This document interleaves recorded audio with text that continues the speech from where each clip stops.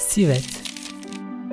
Çoğunlukla Güneydoğu Asya ve tropik Afrika ormanlarında yaşayan memeli bir canlıdır. Rakunlara benzese de bir kedi cinsi olduğu kabul edilir. Bugün kediler insanların gözde hayvanı haline gelmişken sivet kedisi ne yazık ki hemcinsleri kadar şanslı değildir. Kopi Luwak, kilosu $300'dan başlayan dünyanın en pahalı kahvesidir.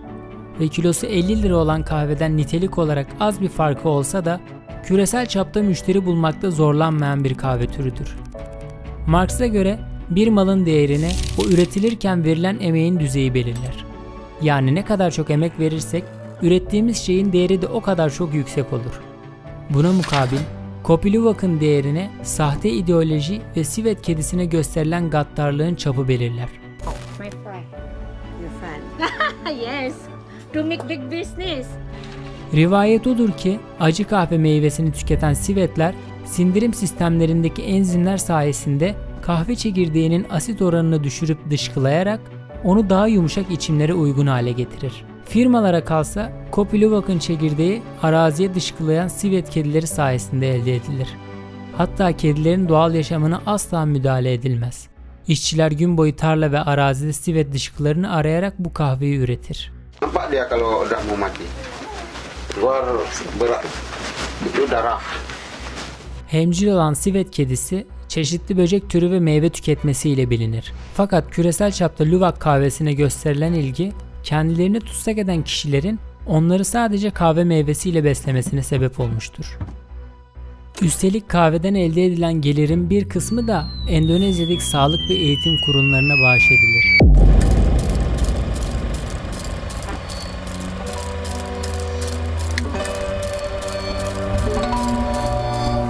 Beceriksizce üretilen bu yalanı yıkmak için basit bir mali hesap yapmak yeterlidir. 10 işçi düşünün. Bir gün boyunca arazide dolaşarak sivet dışkısı arıyorlar. Bazı günlerde sivetlerin tüketim oranına bağlı olarak yarım kilo, bazı günlerde ise 1 kilo sivet dışkısı buluyorlar. Bir ayda maksimum 30 kilo elde edilen kahvenin geliri tahminen 12-15 bin dolar civarında. Bu gelirden 10 işçinin maaşı, sivetlerin tükettiği besin ve yufka yürekli şirketin Endonezya'nın eğitim ve sağlık kurumlarına gönderdiği cömert bağış bedelini çıkartırsak, geriye verilen bu uğraşa değmeyecek bir sonuç çıkar. Tüm bunlara ne gerek vardı ki? Ama bir seçenek daha var.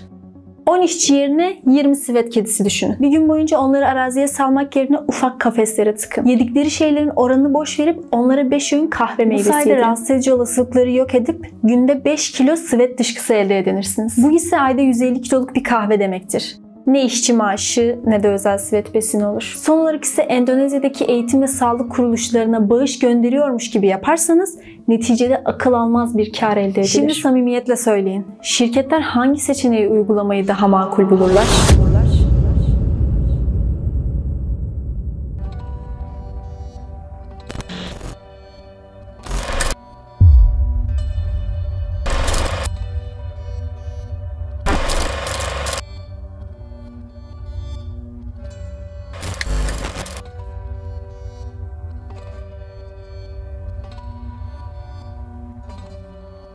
İdeolojiyle zehirlenmiş, sahte arzular ile varlığını tanımlayan insanların keyfi, kimi hayvanların ömrü, kimilerinin derisi, kimilerinin ise genlerini ele geçirmekle tatmin ediliyor. Sivet kedisi ise dar bir kafeste hapis edilip keyif nesnesine dönüştürülmüş ve sahibi o ölene kadar ondan kar elde etmek istiyor.